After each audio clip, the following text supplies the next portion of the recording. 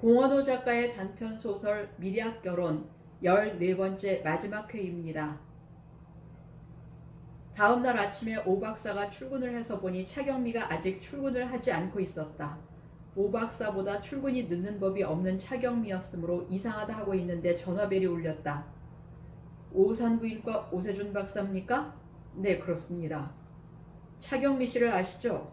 네, 우리 병원 간호과장입니다. 차경미 씨가 교통사고를 당했습니다. 차 과장이 교통사고를? 오 박사는 놀라지 않을 수 없었다.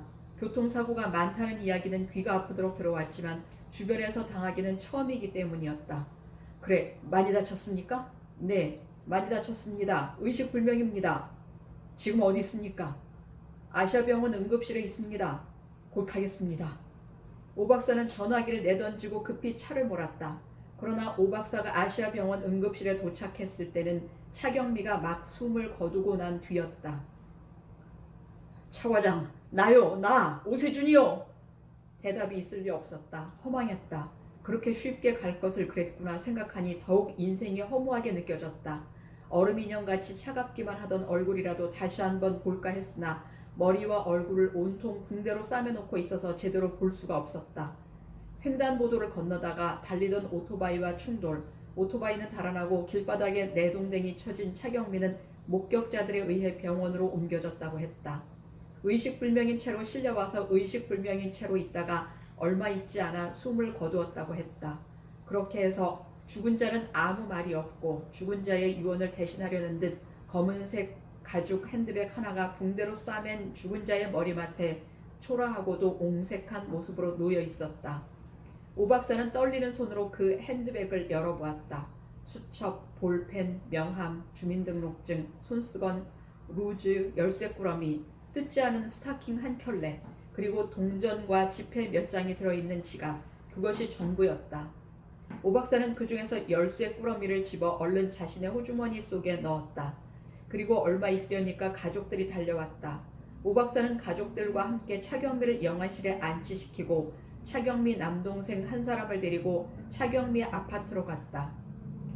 병원 차트 하나를 차 과장이 가지고 있었거든요. 다른 사람한테는 휴지로도 못 쓸 것이지만 병원에서는 환자들 관리상 필요한 것이랍니다. 갑자기 당한 일에 반쯤은 정신이 나간 차경미 동생을 입회시키고 오 박사는 아파트를 수색했다. 지난 몇 년 동안 오 박사의 목을 조여매던 문제의 그 출생기록부는 다른 곳이 아닌 차경미의 장롱 밑바닥에 얌전하게 엎드려 숨을 죽이고 있었다. 바로 이겁니다. 오 박사는 확인이라도 시키려는 듯 차경미 동생 앞에 출생기록부를 펴보였다. 아무것도 모르는 동생은 보는 둥 마는 둥 몇 장을 넘겨보고는 기록부를 오 박사에게 도로 넘겨주었다. 그것을 받아든 오 박사는 이제는 모든 문제가 다 풀렸다는 듯이 휴 속으로 한숨을 내쉬고는 대신 열쇠꾸러미를 차경미 동생에게 넘겨주었다. 출생기록부를 들고 오산부인과로 돌아온 오 박사는 제일 먼저 영주에게 전화를 걸었다. 영주야, 놀라지 마라. 차 과장이 교통사고로 죽었지 뭐냐. 아주 죽었어요? 그래, 아주 죽었단다. 영주야, 죽은 사람 두고 이런 말 하는 건 안 됐지만 사람은 평소에 착하게 살아야겠더라. 남을 못살게 굴면 죄를 받아서 자기가 먼저 죽게 되는 것 아니겠니? 아빠는 그런 게 어딨어요. 6.25 전범자 김일성이는 죄를 받기는커녕 장수만 했는 거려. 그건 그렇고 아빠, 그 출생기록부는 어떻게 됐어요? 그건 내 손에 이미 넣었지. 나도 그 정도 민첩성은 있단다. 오 박사는 장한일을 하고 나서 칭찬을 받으려는 소년처럼 싱글벙글 의기양양이었다. 아빠, 그 기록부 어떻게 하실 거예요? 글쎄, 어떻게 할까? 태워버리세요. 지금 당장. 우리는 피를 나눈 부녀가 아니라야 하니까요. 그래, 알았다. 네가 하라는 대로 하마. 오 박사는 전화를 끊고 병원 옥상으로 올라가서 쓰레기 소각로에 출생기록부를 넣고 불을 싸질러 버렸다. 수많은 핏줄의 진실들이 순식간에 한 줄기 연기로 사라져갔다. 오후에는 영주가 오 박사에게 전화를 걸어왔다. 아빠, 오늘은 좀 일찍 들어오세요. 왜? 무서운 생각이 들어서요. 아는 사람이 죽으면 무서운 생각이 드는 법이란다. 걱정 마라. 내일 일찍 들어갈 테니. 오 박사가 퇴근을 했을 때 영주는 다소 파리해진 모습을 하고 있었으나 오박사를 보고는 금방 밝고 환한 얼굴로 돌아가 주었다. 영주는 오박사 무릎에 올라앉아 응석을 부리기도 하고 아양을 떨기도 했으며 격렬하게 포옹하며 키스를 원하기도 했다. 오박사는 그런 영주가 너무나 사랑스러워 마냥 어루만져 주기도 하고 토닥거려 주기도 했으며 입을 맞춰 주기도 했다. 우리 이제 호적 정리하고 결혼식도 올리고 혼인신고도 할까? 정말 이제는 그래도 되겠네요.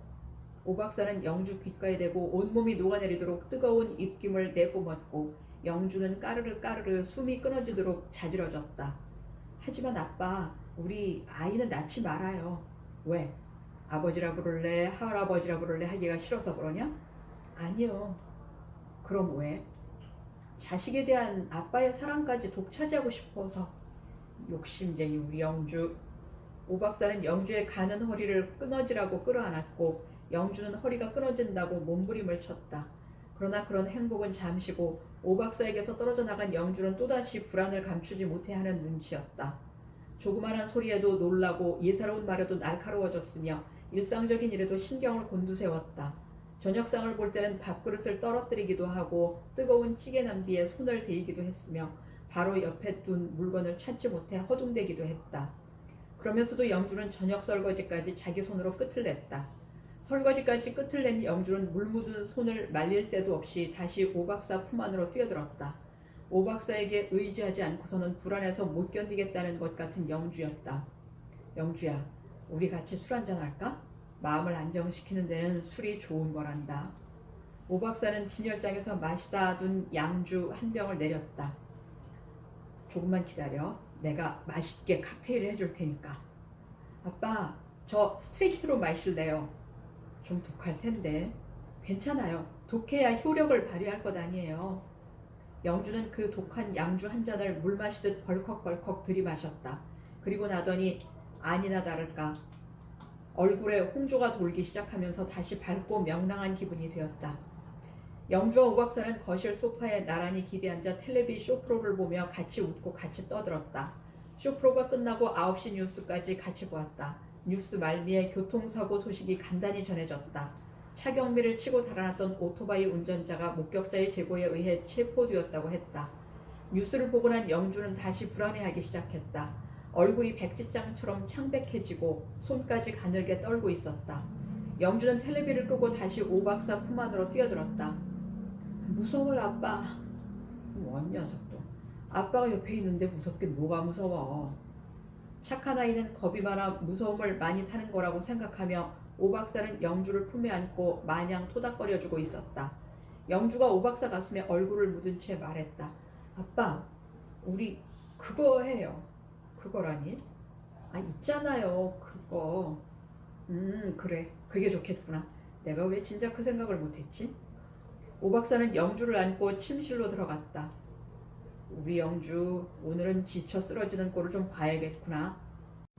오박사는 영주를 침대 위에 눕히고 웃옷에서 속옷까지 차례로 옷을 벗겼다. 발가벗겨 놓고 보니 영주의 몸이 쪼라들 대로 쪼라들어 작은 돌덩이같이 보였다. 오박사는 가슴이 찡하는 그 어떤 아픔 같은 것을 느끼며 온몸으로 그 작은 몸을 덮었다. 돌처럼 굳어있던 영주의 몸이 서서히 풀리기 시작하더니 마침내는 활짝 문을 열고 오박사의 몸을 받아들였다. 삐뽀 삐뽀 경찰 백차의 경보음이 멀리서 기분 나쁘게 들려오고 있었다. 그러나 영주와 오박사는 그 소리에는 귀를 기울이지 않았다. 그들은 자신들의 은밀한 소리에 귀가 쏠려 다른 소리는 들을 수가 없었다. 영주는 정성을 다해 애욕을 불태웠고 오박사는 최선을 다해 기술을 발휘했다. 그들에겐 이제 무서움도 없었고 불안도 없었다. 그들에겐 오직 천국의 행복이 있을 뿐이었다. 딩동 딩동 현관벨이 요란하게 울렸다.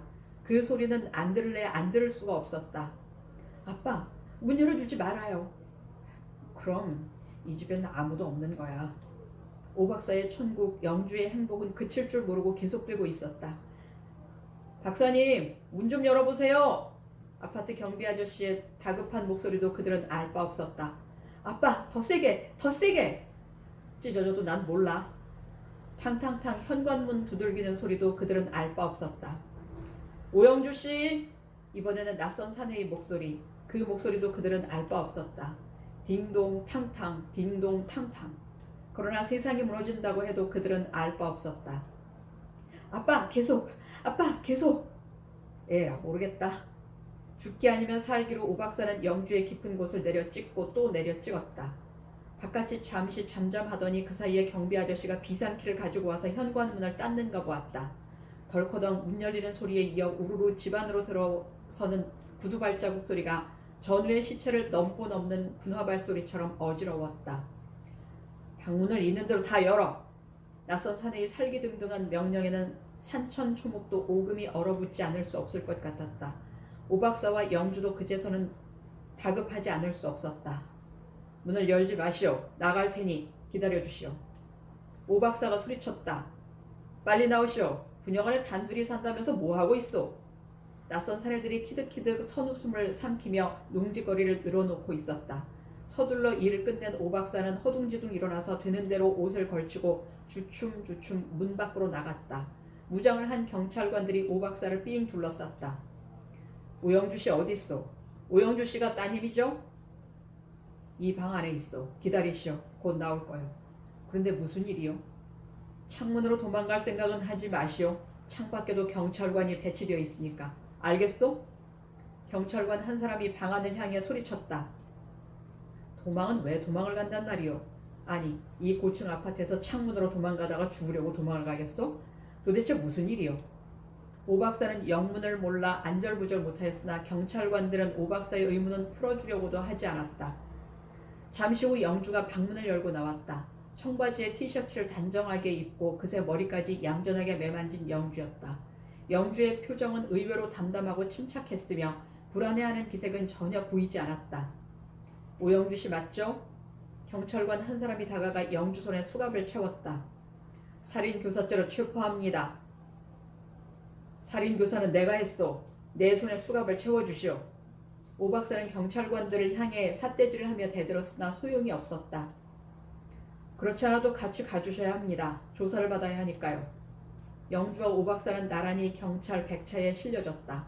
오 박사는 두 팔로 영주를 끌어안고 눈물을 감추지 못하고 있었으나 영주는 시종일관 담담하고 침착한 표정을 잃지 않고 있었다. 아빠, 우리 저 세상 가서 다시 만나요. 그래 영주야, 꼭 다시 만나자. 제가 먼저 가서 기다리고 있을게요. 아빠는 천천히 오세요. 아니다, 같이 가자. 나도 네 뒤를 따라갈 작정이다.